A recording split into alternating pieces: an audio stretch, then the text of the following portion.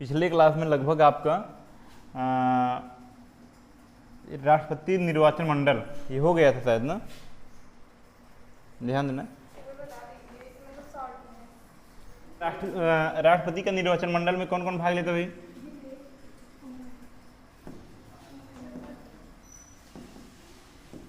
जैसे बताए थे लोकसभा बताए थे ना, और क्या बताए थे? यदि हम बात करें, रहने दीजिए, लोकसभा, राज्यसभा, और कौन भाग लेता है? राज्य के विधानसभा, ध्यान देना, राज्य के क्या लेते हैं? विधानसभा, ध्यान देना इस बात का। और क्या लेते हैं? केंद्र शासित प्रदेश। और कितने केंद्र शासित प्रदेश हैं भाई? 3 हैं। कितने हैं? क्योंकि होते 8 हैं ना, है 8, लेकिन भाग कितने लेते हैं राष्ट्रपति निर्वाचन में? 3 केंद्र शासित प्रदेश। वो कौन कौन से हैं? जम्मू कश्मीर, और दूसरा क्या है भाई बताइए?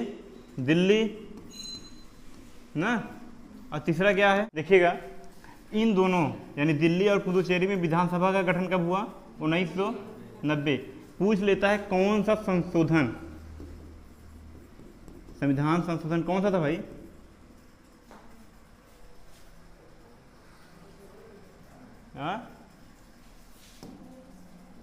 इधर देखो, यहाँ कितना बताया था? 69 और 70।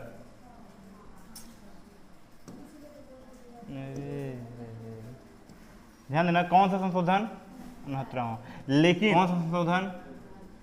लेकिन ये ध्यान देना, इनको कब राष्ट्रपति के निर्वाचन में भाग लेने की अनुमति मिली? किनको? दिल्ली और पुदुचेरी के विधान सभा को, ठीक है ना। कब मिली? 1990 में ही। कब मिली भाई? 1990 में ही। लेकिन कौन सा संशोधन? 17वां संशोधन। ये पिछले वीडियो में हो चुका है। देखिए, पिछला वीडियो साफ नहीं है, लेकिन आप लोग देखेंगे तो समझ में आ जाएगा कुछ ना कुछ। देखिएगा, ध्यान देना, राष्ट्रपति में कौन भाग लेता है? लोकसभा, राज्यसभा, विधानसभा। कौन विधानसभा? 28वां राज्य की विधानसभा, ठीक है। और केंद्र शासित प्रदेश, कितने केंद्र शासित प्रदेश? 3, जहां जहां क्या है? विधानसभा है, ठीक है ना। अब ध्यान देना, लोकसभा में वही भाग लेते हैं जो निर्वाचित हैं, जिनको मनोनीत किया गया है वो नहीं लेते हैं। मनोनीत मतलब बता दिए थे, ठीक है। वह राज्यसभा में भी यही है, विधानसभा में भी यही है, केंद्र शासित प्रदेश में यही है। यानी ये चारों भाग लेते हैं राष्ट्रपति के निर्वाचन में, पर निर्वाचित सदस्य, कैसे सदस्य? निर्वाचित सदस्य, मनोनीत सदस्य नहीं लेते हैं। मनोनीत के मतलब ये होता है कि राष्ट्रपति जिसे अपने मन से चुन देते हैं उसे क्या बोला जाता है? मनोनीत। क्यों चुनते हैं इसका भी रीजन होता है, ठीक है। इतना हुआ। अब आगे देखिए, हम आप लोगों को, हाँ, अब यहां से देखना है, ठीक है। देखिएगा, राष्ट्रपति का हम पढ़ा क्या रहे थे? राष्ट्रपति का निर्वाचन मंडल, राष्ट्रपति का निर्वाचन मंडल।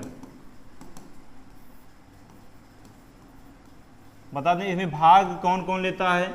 लोकसभा, राज्यसभा, और राज्य के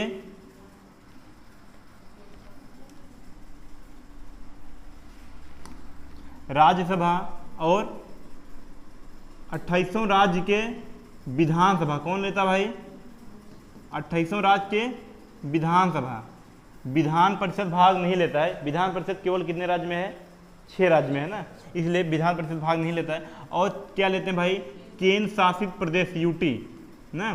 कितने लेते हैं? 3 लेते हैं बस। कौन कौन लेते हैं? जम्मू कश्मीर और दिल्ली। और कौन लेता है? पुदुचेरी। यानी ये 3 क्या लेते हैं? राष्ट्रपति के निर्वाचन में भाग लेते हैं। इस प्रकार ध्यान देना, राष्ट्रपति का निर्वाचन मंडल समाप्त हुआ था, पर एक कंडीशन इसमें ये होता है कि जो है राष्ट्रपति के निर्वाचन में कितने सदस्य भाग लेते होंगे।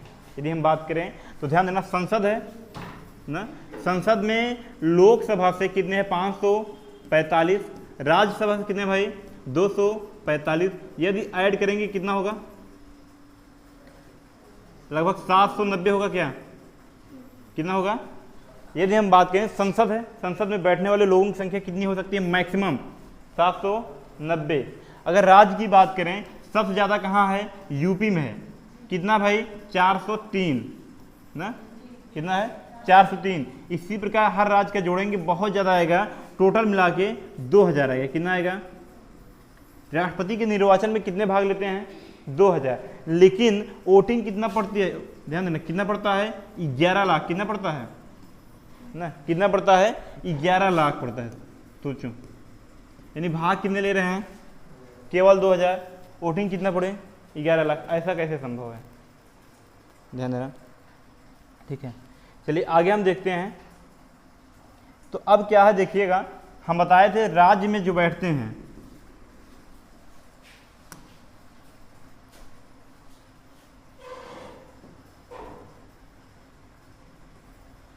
राष्ट्रपति का निर्वाचन मंडल ना,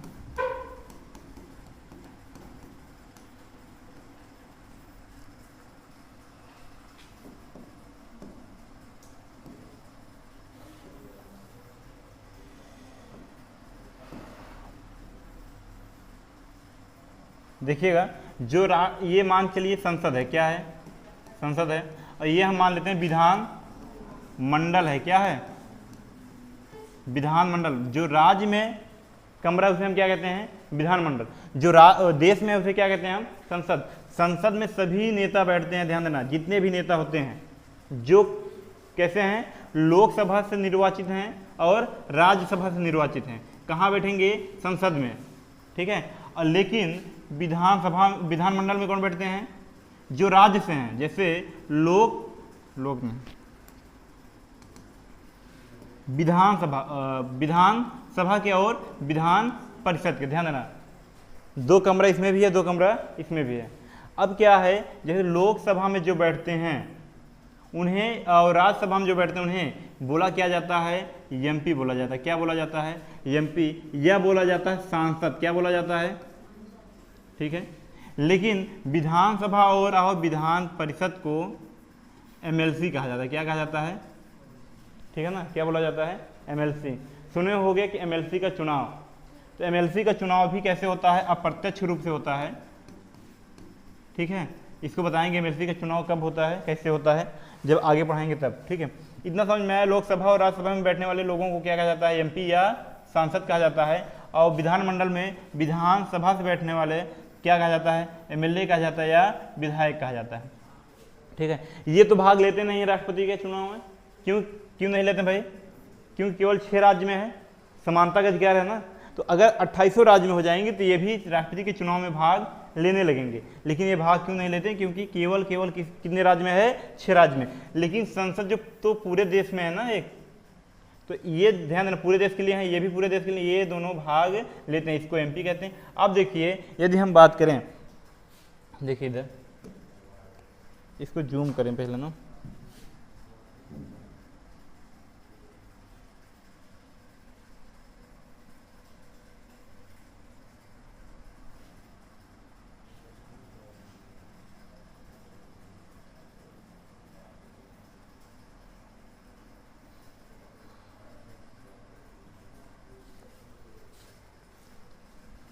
जो पढ़ाई इसमें कुछ है।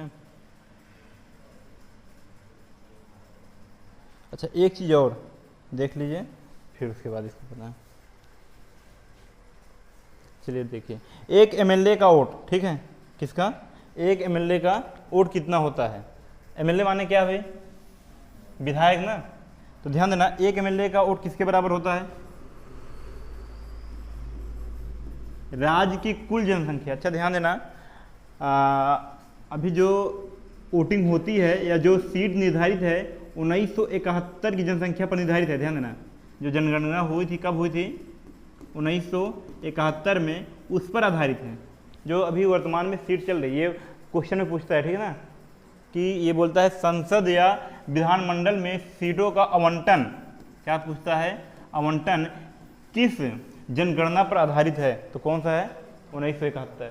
जो भी हम पढ़ा रहे हैं ये किस पे है भाई, 1971 पे है। जनगणना तो 2001 में भी हुआ था ना, 2011 में भी हुआ ना। एक एमएलए का वोट किसके बराबर होता है?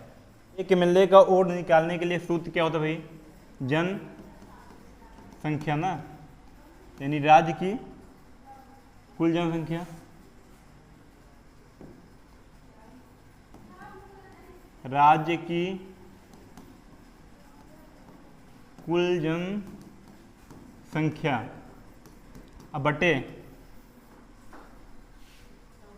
कुल विधायक, लिख दें क्या, कुल विधायक गुणे 1000 ना। यदि हम उत्तर प्रदेश की बात करें, उत्तर प्रदेश में कुल जनसंख्या कितनी थी? 1971 की बात कर रहे हैं, ठीक है। कब की बात कर रहे हैं? 1971 में कुल जनसंख्या कितनी थी भाई? 83, 86, 96, 01। कुल विधायक कितने हैं? 403 गुणे कितना? 1000, ठीक है ना। अगर हम भाग देंगे तो लगभग कितना आएगा? 208 आएगा। कितना आएगा? ये जो निकला है ये एक एमएलए का निकला है। किसके, कितने एमएलए का? एक एमएलए या एक विधायक, ठीक है ना। इसी प्रकार कुल कितने विधायक हैं हमारे राज्य में? 403। तो 403 का निकालने के लिए, 403 एमएलए या विधायक का निकालने के लिए हम करेंगे क्या? 403 से गुणा कर देंगे, 208 गुणे 403, यही होगा ना, ध्यान देना। तो आएगा कितना? लगभग 83, 86, 9। कितना आएगा? ये केवल उत्तर प्रदेश का है। किसका है? एक राज्य का वोट कितना है? 83,869। ऐसे कितने राज्य हैं? 28 राज्य, पर सब में जनसंख्या कम है। ध्यान देना, जनसंख्या क्या है? कम है। और जनसंख्या कम होने के साथ साथ क्या है? विधायक भी कम है, अलग अलग है ना। तो हर राज्य का वोट इतना ही नहीं आएगा, किसी का कम आएगा, किसी का ज़्यादा आएगा, पर यूपी से ज़्यादा किसी का नहीं आएगा। क्यों नहीं आएगा?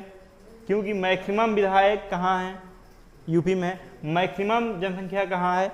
यूपी में है। इसलिए यूपी से ज़्यादा कहीं नहीं आएगा। यूपी में कितना है? 83,869। ये वोटों की संख्या है एक राज्य से, ठीक है ना। ऐसे कितने राज्य हैं? 28 राज्य। तो टोटल राज्य का, ध्यान देना, कुल राज्य का, कुल राज्य यानी टोटल राज्य जितने हैं, कितना वोट पड़ता है जानते हैं आप? 5,49,498 होगा, ठीक है, हो गया। देखिएगा ये केवल एग्जैक्ट है, ध्यान देना, ये एग्जैक्ट वैल्यू नहीं है, केवल अंदाजा है, ये पूछेगा भी नहीं, ठीक है। यानी राज्य से कितना आया? लगभग 5.5 लाख। कितना आया? ये तो डाटा लिखा था इसलिए बता दिया, नहीं लगभग हम बता देते 5.5 लाख। बात खत्म। 5.5 लाख, ठीक है। कितना आया? 5,49,458। कहाँ से आया भाई? जितने राज्य हैं उनका वोट मिलाकर, ठीक है। अब देखिए ये तो निकला किसका? विधायक निकला। अब हम निकालेंगे किसका? एमपी का। किसका निकालेंगे? एमपी का। एमपी का जो निकालेंगे हम, एक एमपी का वोट किसके बराबर होता है? एक एमपी का वोट होता है राज्य में या राज्य के कुल वोट, ध्यान देना, राज्य के कुल वोट बटे कुल सांसद। कौन? कुल सांसद, ध्यान देना। राज्य के कुल वोट यानी कुल वोट कितना आया? 4 लाख नहीं 5,49,000, ध्यान देना। कितना आया था? 5,49,498 ना। ये क्या है? राज्य की कुल वोट है बटे कुल सांसद कितने हैं? लोकसभा में कितने हैं? 545। राज्यसभा में कितने हैं? 245, ठीक है। तो कितने हो गए? 500 इतना 4808 ना।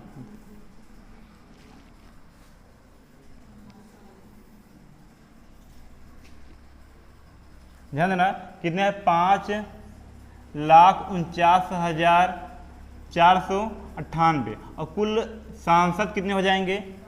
700 लगभग, 5 2 7 790 कितने हो जाएंगे? 790 हो जाएंगे। अब भाग दो, कितना आ रहा है, लगभग जो भी आएगा भाग देने से, यानी कुल, ध्यान देना यहाँ हमें लिखना है, कुल एमपी का वोट कितना होता है, 5,49,000, ठीक है, 495, कितना होता है, कुल एमपी का वोट कितना होता है, 5,49,495, ठीक है ना। ध्यान देना लगभग 5.5 लाख ये है और लगभग 5.5 लाख ये है। ध्यान देना, हम कह सकते हैं ना थोड़ा ही कम है, 5.5 लाख ये है और लगभग कितना है ये, 5.5 लाख ये, दोनों का मिला देंगे यानी लोक यानी संसद और विधानमंडल ना मिला देंगे तो कितना उठाएगा भाई, 11 लाख। कितना आएगा, यानी राष्ट्रपति निर्वाचन में कुल कितने वोट पड़ते हैं, 11 लाख। ये पूछ लेता है लगभग। अच्छा ये बताइए समझ में कुछ आया, ये तो कोई मतलब क्वेश्चन में कम पूछता है, ठीक है। लेकिन अब जो है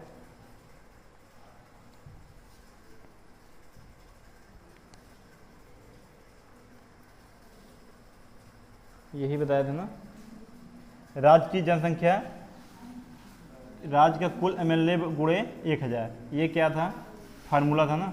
अगला क्या है देखिए,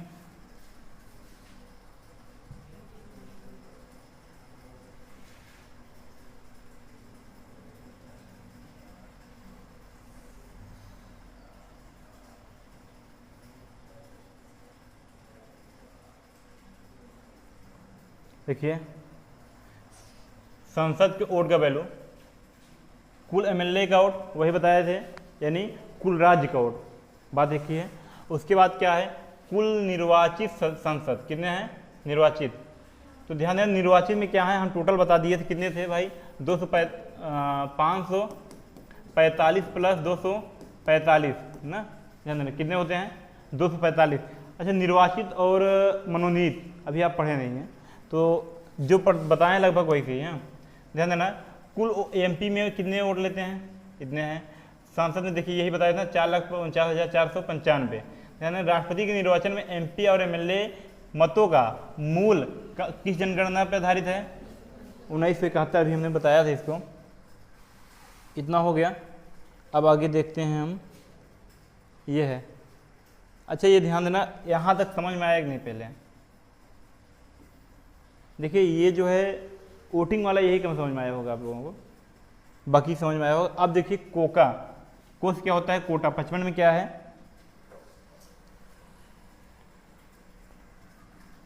पचपन में क्या, आर्टिकल नंबर 55 में क्या है भाई, कोटा क्या है, ध्यान देना क्या है, कोटा, कोटा का एक सूत्र होता है, ध्यान देना कोटा में क्या है, कुल वोट, ध्यान देना क्या है, कुल वोट बटे कुल प्रत्याशी, प्रत्याशी माने क्या होता है, जो चुनाव में खड़े हों, प्लस एक यहाँ, ये जो प्लस है एक है केवल हर में है और ये जो है टोटल में है। अच्छा ये कोटा क्यों पढ़ा जाता है, कोटा क्यों अनिवार्य हुआ, यदि ध्यान देना जो भी, ध्यान देना इसके पहले जो मुर्मू थी उसमें 2 लोग खड़े हुए थे, ठीक है, कितने लोग खड़े थे, 2 लोग, तो कुल प्रत्याशी कितने हुए, 2, कितने हुए, 2 लोग हुए ना, 2 1 3, लगभग हर में कितने आएंगे, 3 आएंगे। वोट कितना पड़ता है, 11 लाख बटे 2 प्लस 1 ना, प्रत्याशी 2 थे और एक हर में जोड़ा जाएगा, फिर प्लस 1 यहाँ, ठीक है, 11 लाख बटे 3 प्लस 1, भाग दे देंगे, जो आएगा वही क्या हो जाएगा, राष्ट्रपति का कोटा। यदि इससे कम पाते हैं, ध्यान देना यदि कोटा से वोट कम पाते हैं तब चुनाव को क्या कर दिया जाएगा, रद्द, चुनाव दोबारा कराया जाएगा, भले ही प्रत्याशी जीत गया हो। ध्यान देना इस बात का। इसमें क्या बोला गया है, ये कोटा क्या सूत्र है, ये पूछेगा, ये पूछा है किसी एग्जाम में, हम देखे थे, ठीक है, कुल वोट बटे कुल प्रत्याशी प्लस 1 फिर प्लस 1, ठीक है ना। तो कुल प्रत्याशी माने जितने लोग खड़े होते हैं, अब इस बार कितने लोग खड़े थे, 2 लोग, 2 1 3, 11 लाख बटे 3 प्लस 1। ध्यान है, अगर प्रत्याशी कोटा से, जो आएगा वैल्यू कोटा से कम वोट पाते हैं तो चुनाव क्या किया जाएगा, रद्द कर दिया जाएगा और चुनाव दोबारा कराया जाएगा। समझ में आया? भले ही क्यों ना राष्ट्रपति चुनाव जीत लिया हो। देखिए ये क्या चालू हो गया,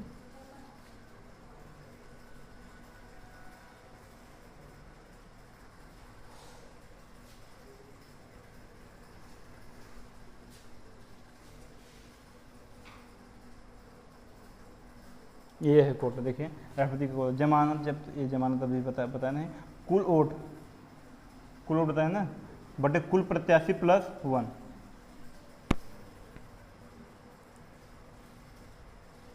इतना लगभग समझ में आया होगा आप लोगों को।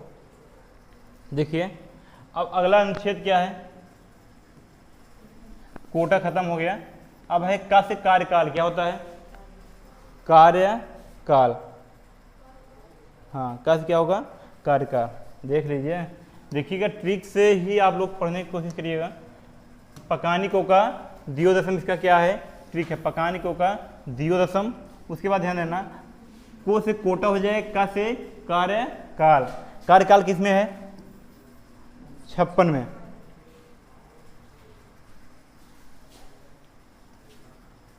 आर्टिकल नंबर 56 में क्या है, कार्यकाल।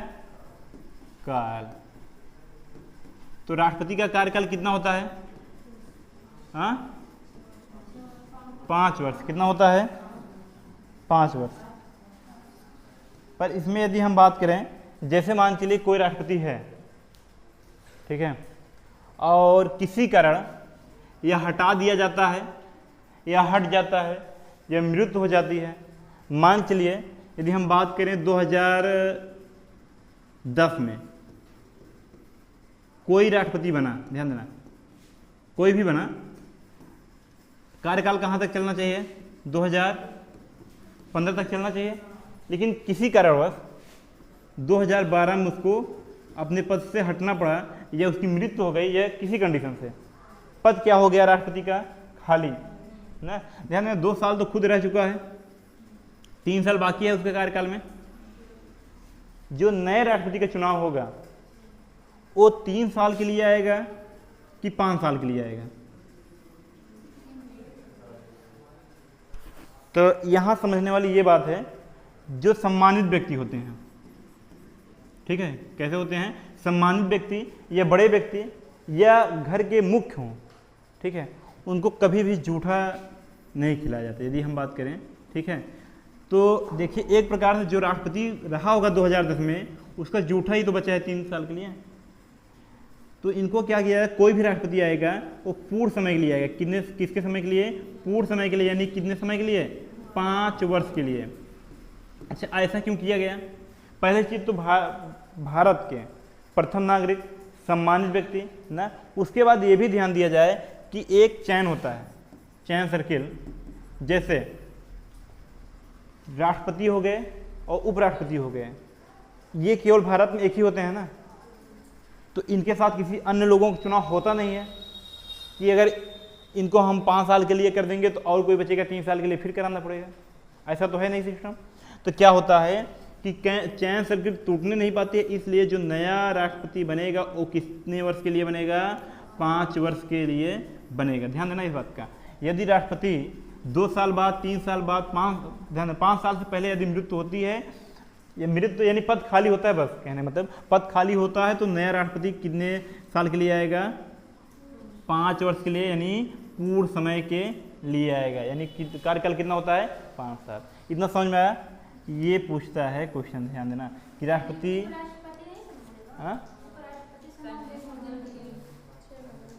आगे है उसको बताएंगे, ठीक है।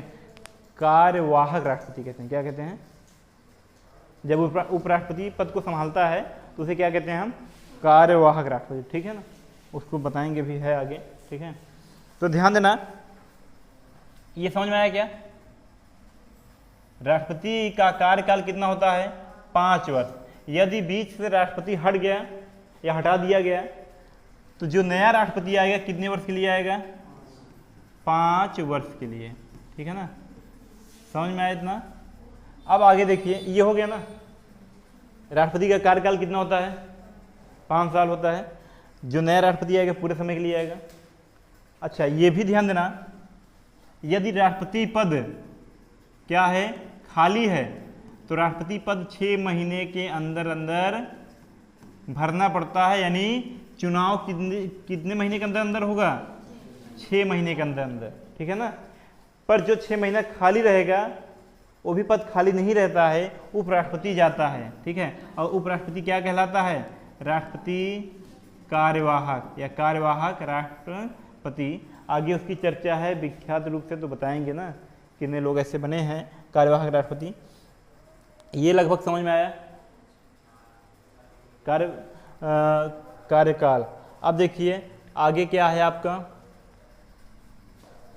दिवस क्या हो जाएगा? ध्यान देना, 57 में क्या है? एकदम सही, 57 में है भाई, आर्टिकल नंबर 57 में ध्यान देना, द्विव से हम कह सकते हैं दोबारा। क्या होगा?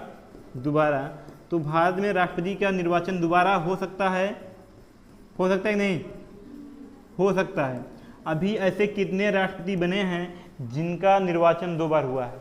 ये राष्ट्रपति 2 बार बने हैं, केवल एक हैं, वो कौन है? डॉक्टर राजेंद्र प्रसाद, ठीक है। डॉक्टर राजेंद्र प्रसाद ही हैं जो भारत के कितने बार राष्ट्रपति बने हैं? 2 बार राष्ट्रपति बने हैं, इसके बाद कोई बना नहीं है, ध्यान देना, ठीक है। भारत में तो ये नियम है राष्ट्रपति कितनी बार भी बन सकते हैं, ठीक है, कोई निश्चित सीमा नहीं है कि आप 1 बार या 2 बार 3 बार बन सकते हैं, कितनी बार भी बन सकते हैं। तो दोबारा इसीलिए आर्टिकल नंबर जोड़ा गया। 57 में क्या बोला गया है कि दोबारा आप बन सकते हैं, लेकिन दोबारा कौन बना है? डॉक्टर राजेंद्र प्रसाद। समझ में आया इतना? अच्छा, कार्यकाल में यदि हम बताएं, भारत के राष्ट्रपति का कार्यकाल कितना होता है? 5 वर्ष।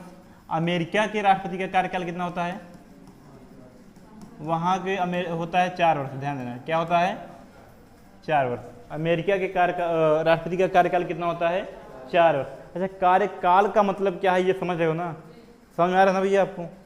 कितने समय के लिए अपने पद पर बने रहेंगे, ठीक है। आगे देखिए, आगे होगा यो से क्या होगा? योग्यता। क्या होगा भाई? योग्यता। तो योग्यता की बात करें तो योग्यता किसमें है भाई? आर्टिकल नंबर कितने में है? 58 में। क्या है? योग्यता। पहले ध्यान देना, योग्यता में क्या होना चाहिए? भारत का नागरिक। पहली योग्यता भारत का क्या होना चाहिए? नागरिक, ठीक है। दूसरा क्या है? ध्यान देना, भारत का क्या होना चाहिए? नागरिक। दूसरा क्या है? 35 वर्ष पूर्ण कर चुका हो। क्या कर चुका हो?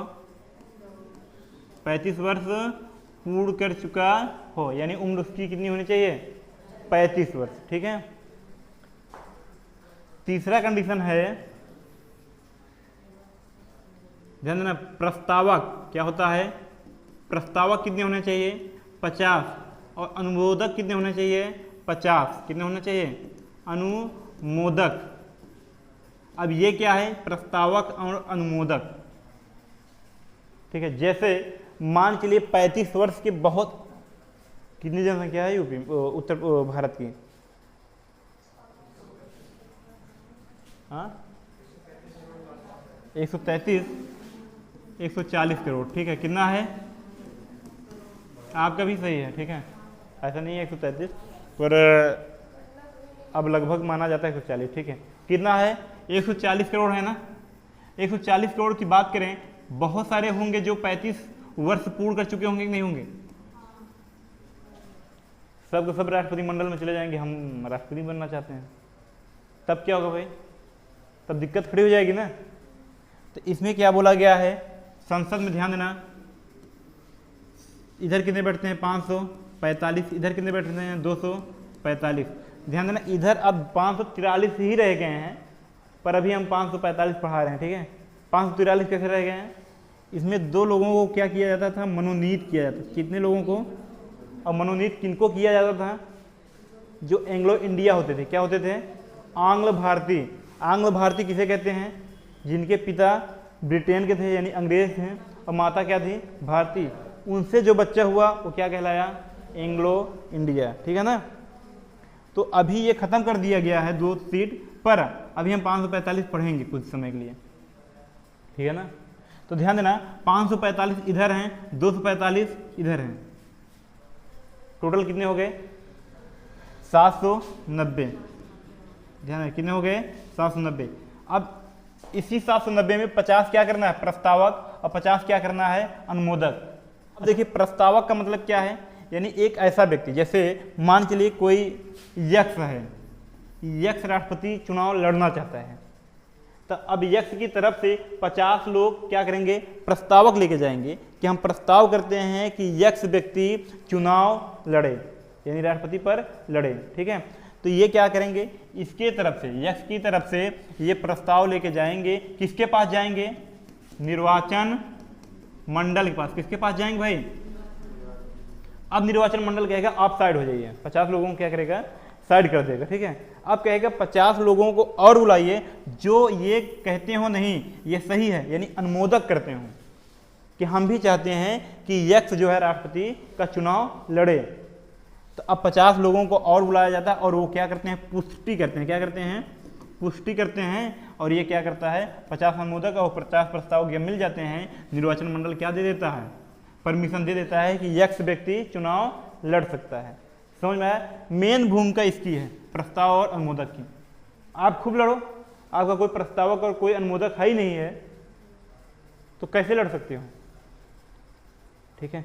अब देखो यदि हम बात करें 80 सीट है क्या? अब इसको साफ कर दें तो, यानी यूपी से कितनी सीट है भाई? यूपी से लोकसभा में कितनी सीट है? 80 सीट है ना। और यूपी से राज्यसभा में कितनी सीट है? 31 है। कितनी है? 31 है ना। टोटल करेंगे कितना आएगा? 111 आएगा क्या? अनुमोदक और प्रस्तावक के लिए कितना चाहिए? 100 चाहिए अकेले। कितना चाहिए? यानी यूपी के अगर सभी लोग मिल जाएं तो हर बार कहाँ से खड़ा हो जाएगा राष्ट्रपति? यूपी से। समझ में आया ना? क्यों? क्योंकि यहाँ के सांसद कितने हैं टोटल? 111। और कितने चाहिए हमें? केवल 100 चाहिए। समझ में आया इतना? अब देखिए और इसमें है एक, है क्या? ध्यान देना। 5वां है 15,000 जमानत राशि। क्या होना चाहिए? जमानत राशि। यानी हम चुनाव लड़ने जा रहे हैं, इसकी जमानत राशि कितनी है भाई? 15,000। किसके पास जमा होता है ये पूछ रहा है। किसके पास जमा होता है? ये 15,000 आरबीआई के पास जमा होता है। किसके पास जमा होता है? आरबीआई के पास। ठीक है ना? अब ध्यान देना, ये बोला गया है 15,000 राशि आपको तभी मिलेगी या तो आप चुनाव जीते हो या फिर कुल वोट का 1/6 से ज्यादा पाए हो। कुल वोट का 1/6 से ज्यादा। जैसे मान चलिए कुल वोट कितना पड़ा? 600 पड़ा। कितना पड़ा? इसका 1/6 वोट। कितना वोट? 1/6 का मतलब 1/6 से गुणा कर दो ना, काटेंगे कितना आएगा? 100 वोट। यदि आप 100 वोट से ज्यादा पाए हो तो आपकी जमानत राशि वापस की जाएगी, नहीं तो क्या कर दी जाएगी? जब्त। क्या कर दी जाएगी? जब्त। जमानत जब्त। और गांव भी सुने होंगे, प्रधानी जब चुनाव होता है तो कहते हैं इसकी जमानत जब्त हो जाएगी, बोलते हैं ना। तो जमानत जब्त होना एक बेइज्जती का रूप है। क्या है? बेइज्जती। यानी ये शब्द ही ऐसा है कि बेइज्जती फील कराता है। ठीक है? जमानत जब्त होना। जमानत जब्त कब होगा ये समझ में आया? 1/6 वोट से जब कम पाएगा। समझ में आया भैया? आप लोगों को समझ में आ रहा है ना? अब ध्यान देना, जमानत राशि कितना है? 15,000। किसके पास जमा होगा? आरबीआई के पास। अब आगे देखिएगा, ये कहाँ है? यहाँ देखिए, ये बहुत पहले दे दिया था इसलिए नहीं पढ़ा है। राष्ट्रपति का जमानत राशि। ठीक है ना? गलत छोड़ो।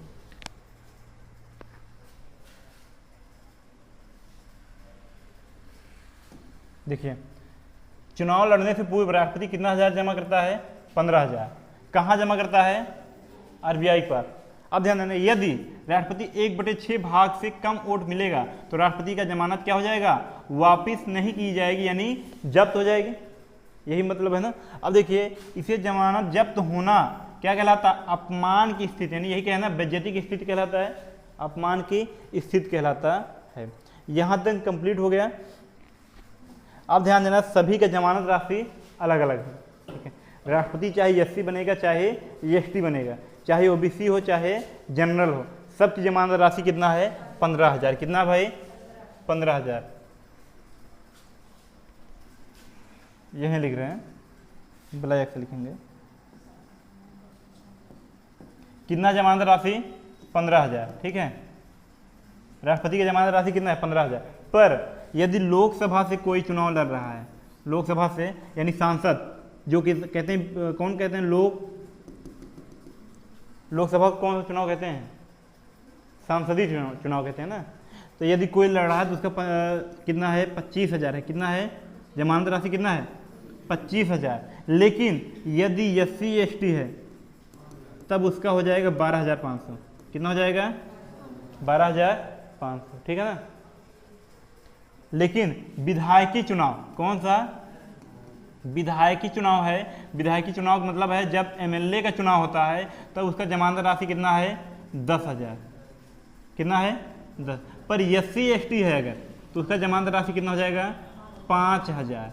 और सभी की कंडीशन में ये है, यदि 1/6 से वोट कम पाते हैं तो उनका क्या हो जाएगा, जमानत जब्त। और जमानत जब्त ही क्या कहलाता है, अपमान की स्थिति। और गांव वाले चिढ़ाते भी हैं किसी किसी को, कहते हैं इसका जमानत जब्त हो जाएगा, गांव वाले चिढ़ाते हैं।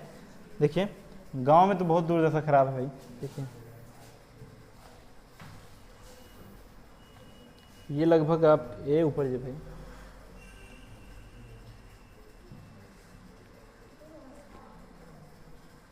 देखिए इसमें दिया है राष्ट्रपति के लिए कितना है, 15,000। लोकसभा के लिए कितना है, 25,000। एससी एसटी में लोकसभा कितने हैं, 12,500। विधानसभा 10,000। विधानसभा एससी एसटी के लिए 5,000, ठीक है ना। इतना समझ में आया। अब देखिए योग्यता, योग्यता पढ़ा दिए है ना, योग्यता आज बता देंगे, उसके बाद बस। देखिए योग्यता क्या है, भारत का क्या होना चाहिए, नागरिक होना चाहिए। और उसके बाद क्या है, 35 वर्ष उसकी आयु पूर्ण हो, लोकसभा बनने के लिए उसकी योग्यता हो, ये शर्त में जाएगा। किस में जाएगा, शर्त जब अभी हम पढ़ाएंगे ना, इसके आगे शर्त है उसमें जाएगी, इसलिए इसमें नहीं बताए हैं। ये शर्त है, देखो दशाएं या शर्त। और 50 प्रस्तावक और 50 क्या होने चाहिए, अनुमोदक, ठीक है ना। बता रहे प्रस्तावक तथा अनुमोदक वही सदस्य बन सकता है जो राष्ट्रपति के चुनाव में शामिल होता है, यानी लोकसभा या राज्यसभा से। ध्यान देना, एक ही व्यक्ति प्रस्तावक तथा अनुमोदक बन नहीं सकता है, यानी प्रस्तावक और अनुमोदक के लिए कुल कितने व्यक्ति चाहिए भाई, 100 चाहिए। 100 कैसे चाहिए, प्रस्तावक के लिए कितने हैं, प्रस्तावक के लिए कितने हैं, 50। अनुमोदक के लिए कितने हैं, 50। तो टोटल कितने हो गए, 100 ना। समझ में? तो कितने व्यक्ति चाहिए टोटल, 100। ये हमारा कंप्लीट हुआ कौन सा, योग्यता।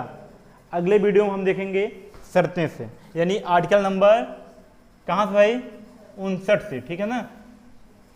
समझ में आया? चलिए ठीक है।